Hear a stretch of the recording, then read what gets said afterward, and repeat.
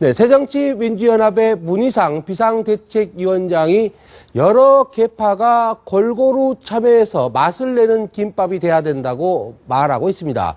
김밥이 잘 만들어지고 있는지에 대해서는 의견이 다른 것 같은데요. 오늘은 내년 초 전당대회에서 여풍을 예고하고 있는 당권주자 추미애 새정치연합 의원 모셨습니다. 어서 오십시오. 안녕하세요. 네.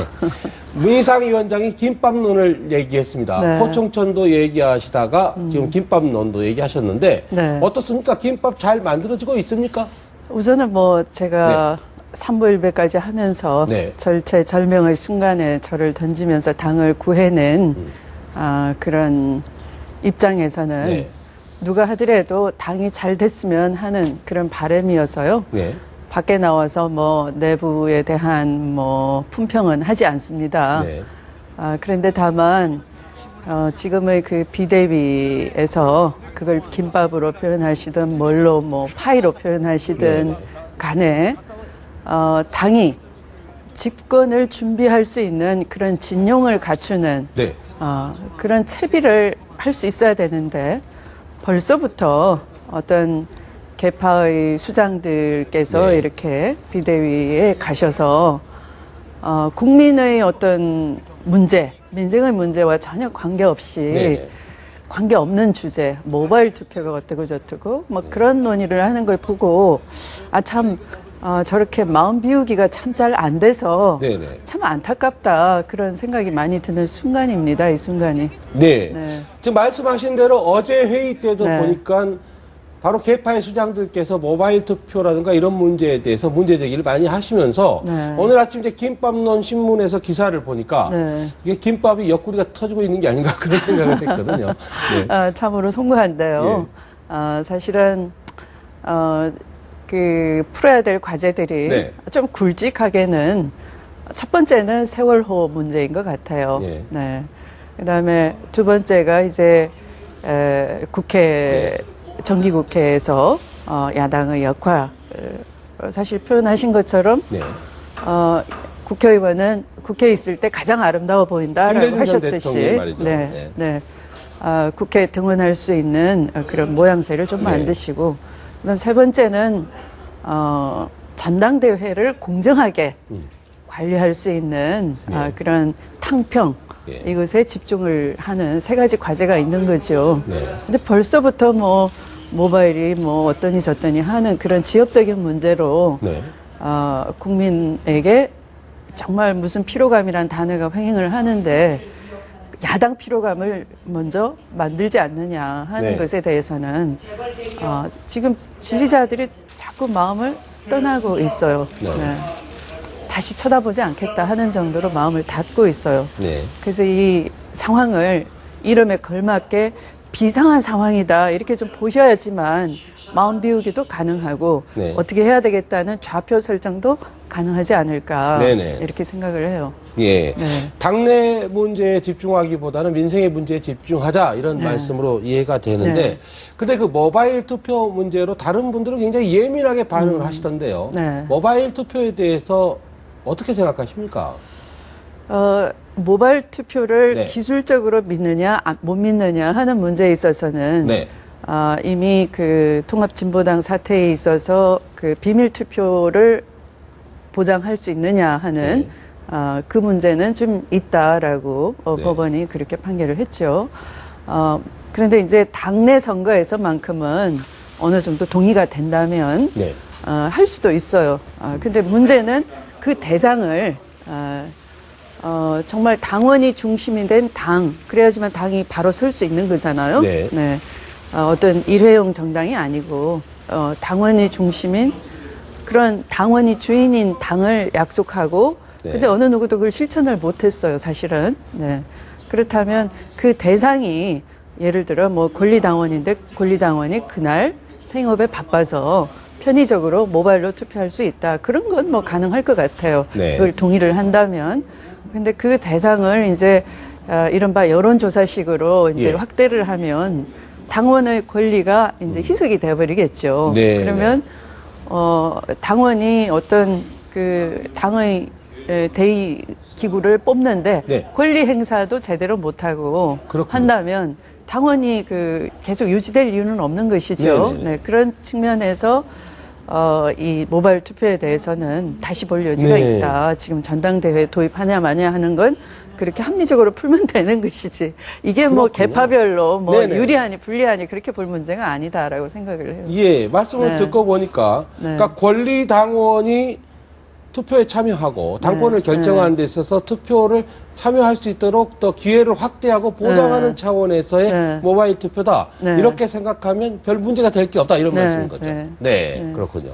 그게 일반인한테 확대하게 되면은 이제 세 과시라든가 뭐 끌어안기 또 무리하게 또 예. 네. 투표 그러니까 예. 약간 저 메뚜기 성향처럼 예, 그 어떤 평소에 정당의 정책이나 예, 예. 뭐 의견에 관심이 별로 없고 어떤 특정 세력 또는 후보를 지지하기 위해서 이렇게 확 가세했다가 빠져나가는 네. 그런 경향성, 그렇죠. 어떤 뭐랄까 바이어스가 좀 예. 걸리는 그런 문제는 사실은 예방이 잘 안 되죠. 네. 또 그걸 모바일을 그러니까 권리당원에 대해서만큼은 어떤 통제가 가능하지만 네네. 일반으로 확대를 한다면 여론조사식 확대를 한다면 그 모바일 대상자를 모집하기 위해서 그렇죠. 또 반칙과 네. 부정을 저지를 소지도 있고 네. 그건 또 관리도 잘 안 되고 예. 그런 건 합리적으로 서로 당 내부에서 전당대회 룰을 만지는 과정에서 네네. 토론하면 될 일이지 이걸로 뭐 개파의 어떤 이해관계까지 얹어가지고 국민 앞에서 노출시켜서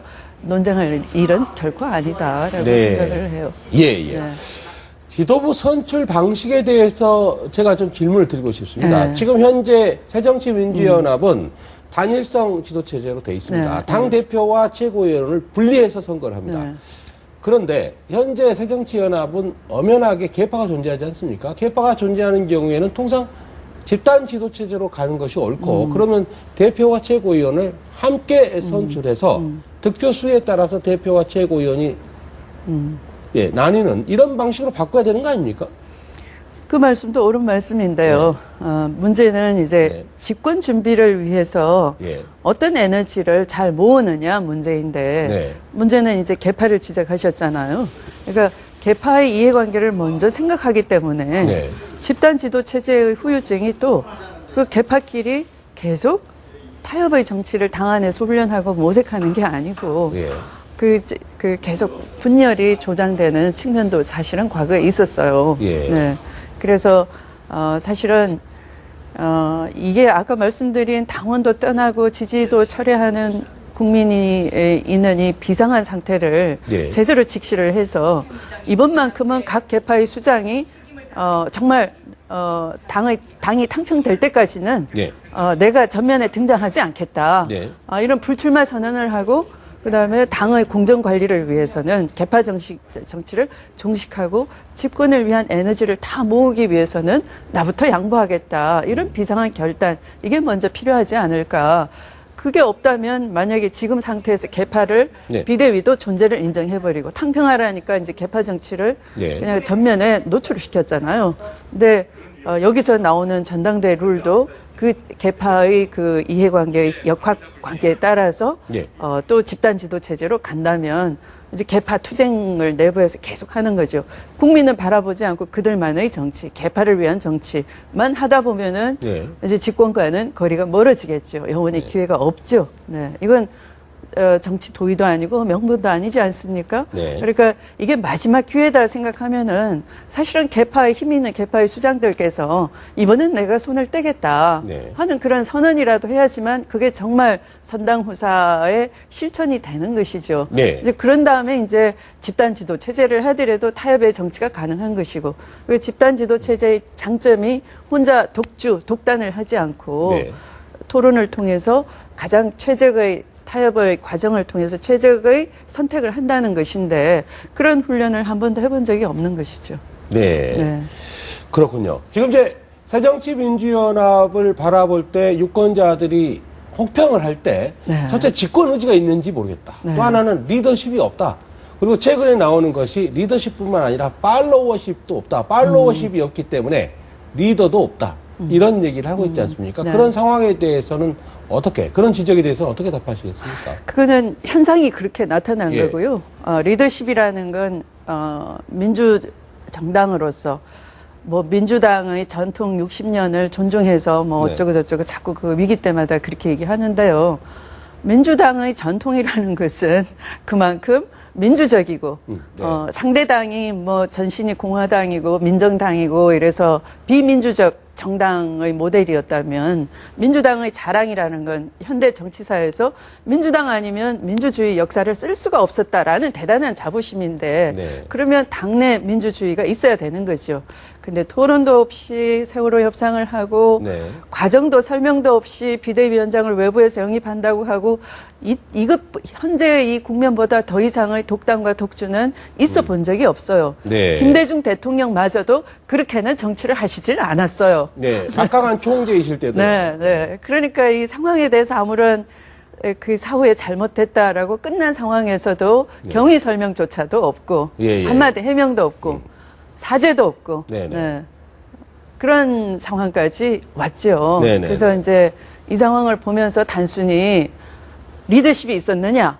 과정을 생략한 리더십이 가능합니까? 민주정당에서. 불가능하죠. 예. 또 팔로우십이 없다. 예. 과정을 못 들었는데 따를 수가 있습니까? 상황을 모르는데 사실은 저마저도 예. 언론을 통해서 알았어요. 그래서 결과만 놓고 리더십이 없다, 팔로우십이 없다 할 것이 아니고 정말 당을 이끄는 분들이 이게 정말 민주정당의 내가 지도자로서 네.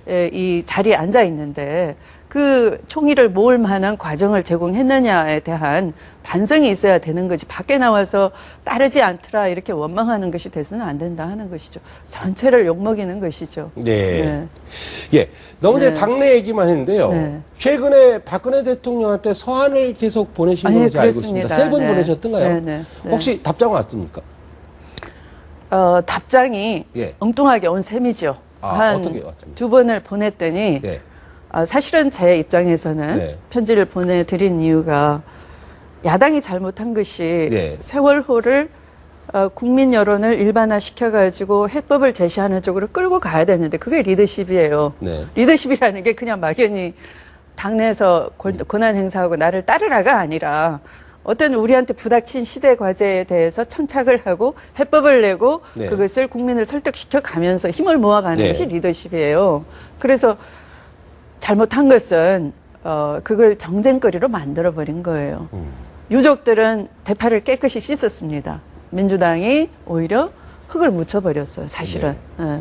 그러니까 여당이 그것을 정쟁거리로 더 만들기가 쉬웠던 것이죠. 네. 아무런 해법도 없이 이렇게 정쟁의 시비 대상으로 안으로 끌려 들어와 버렸어요. 저는 네. 그것에 대해서 민주당, 새정치민주연합 지도부가 크게 실책을 했다라고 생각을 해요. 그래서 이게 정쟁거리가 될 수 없지 않습니까? 세월호 대해서는 진상규명 없이는 세월호 해법이 있을 수가 없고 진상규명 없이는 국가 개조를 할 수가 없습니다. 대한민국의 미래가 없습니다. 세월호를 제대로 못 풀면 국민들이 아이들을 키우는 국민들이 이민 가려고 하지 않겠습니까? 네. 대한민국 공동체가 무너지지 않겠습니까? 네. 그래서 이 사태의 심각성을 대통령께서 직시를 하시고 문제를 푸십시오라고 그렇게 하셨는데. 고언을 드렸고 예. 그런데 그 다음에는 이제 그 대체로 여론이 반반으로 나눠져서 진상조사위 아래에다가 수사권, 기소권을 두는 것은 뭐 네. 헌법 체계 어긋나는 듯이 언론을 동원해가지고 뭐 보수학자 또 그렇지 않은 법학자 불러서 네. 논쟁을 붙여요. 근데 제가 판사로서의 경험과 판사 출신이시죠. 네. 또 이 입법을 경험한 입장에서 볼 때 사실은 수사권, 기소권 자체도 국회가 만든 입법 위에서 그것이 가동이 되는 거지 네. 헌법에 의해서 무슨 어긋나고 하지는 않거든요. 네네. 그래서 그건 국회가 여태까지 예외적으로 법을 만들어서 원래의 검사가 아닌 이 변호사 출신들을 검사로 특별검사로 임명해서 네. 많은 의혹 있는 사건들을 풀었는데 예. 세월호 특별검사를 진상조사위 아래 두는 것도 얼마든지 가능합니다. 법체계상. 네. 근데 누구한테 물어보시겠어요? 그런 문제가 생기면 가장 가까이 있는 비서실장한테 물어보시겠죠. 그렇죠. 비서실장이 검사 출신이시죠. 네. 금수원에서 우리가 남이가라는 현수막도 나붙었는데 한쪽에서는 그 현수막 불편하다 떼라라고 했죠. 네. 검사가. 그러면 그 살아있는 권력이 있는 이상은 한쪽은 수사를 열심히 하는 척하고 한쪽은 또 감출 것은 감추려고 애쓰는데 예. 그 정점에 김기춘 비서실장이 계시겠죠. 대통령이 비서실장한테 수사권, 기소권 주면 어떻습니까? 법률 전문가니까 대답해 예. 보세요. 그러면 검찰 조직의 대선배로서 아 그거는 헌법 체계에 어긋납니다. 안 이렇게 된다고 조언을 얘기했을 하시겠죠. 가능성이 높겠죠. 네, 네. 그래서 세월호 사건의 의혹과 관련이 없다고 할 수 없는 분이 대통령의 직원거리에 보좌하고 있으시고 또 그 7시간 국민의 생명이 위난에 처했는데 부작위 상태로 있었다는 거에 정보를 취합하고 어떤 조치를 취했다면 거기에 가장 직원거리에서 대통령을 보좌하고 모든 상황을 다 종합해서 알 수 있는 분도 김기춘 비서실장인데 네. 대통령이 세월호를 푸는 의지를 보이신다면 해임부터 하세요라고 네. 이제 했더니 그 공개적인 답변이 있었죠, 사실은. 세월호에 대해서는 네. 이제 끝냅시다. 아. 수사권, 기소권은 네네. 헌법 체계에 어긋납니다. 네네. 네, 제가 볼 때는 여야 합의한 선에서 합시다. 이렇게. 네, 제가 볼 때 그게 아마 공개적인 답변 네. 아니었나 싶고요. 아, 네. 예, 이제 시간이 다 돼서 네. 이걸 끝으로 드리지 않을 수 없는데 네. 지금 이제 전당대회에서 지금 네. 당권 도전의 주자의 네. 한 분으로 이제 거론이 되고 있습니다. 도전할 뜻을 이제 굳히셨습니까? 어떻습니까? 사실은 당이 저는 새누리당이 상당히 부럽다라고 느껴요. 이제 김무성 대표가 아주 통이 크시네요. 네. 김문수 미래의 혁신위원장도 주자들, 하고, 네. 그러니까 국민들이 관심 있는 주자 가능성이 있는 분들은 혁신위에 다 들어오시라라고 예. 하셨죠. 그게 당의 역동성인 거예요. 네네네. 네. 근데 저는 바로 그렇게 민주당이 좀 됐으면 좋겠어요. 예. 새정치민주연합. 네, 예. 네. 그러니까 당의 역동성을 살리기 위해서는 판을 무대를 키워놓고 네. 다 올라올 수 있도록 공정성이 담보가 돼야 되는 것이죠, 사실은. 네. 예. 근데 공정성이 담보가 되고 그런 당의 역동성이 확장되는데 네. 누구라도 기여를 해야 된다라는 생각은 저도 가지고 있고요. 예. 그래서 추미애 의원께서 이제 기여를 하시겠다는 건지 여쭤보는 겁니다. 그럴 마음과 각오, 네. 헌신할 그 자세로 늘 정치를 해왔죠. 네. 근데 이번에도 뭐 그런 마음에는 변함이 없어요. 네. 알겠습니다. 네. 예. 네. 지금까지 새정치민주연합의 추미애 의원으로부터 얘기 들어봤습니다. 고맙습니다. 네, 감사합니다.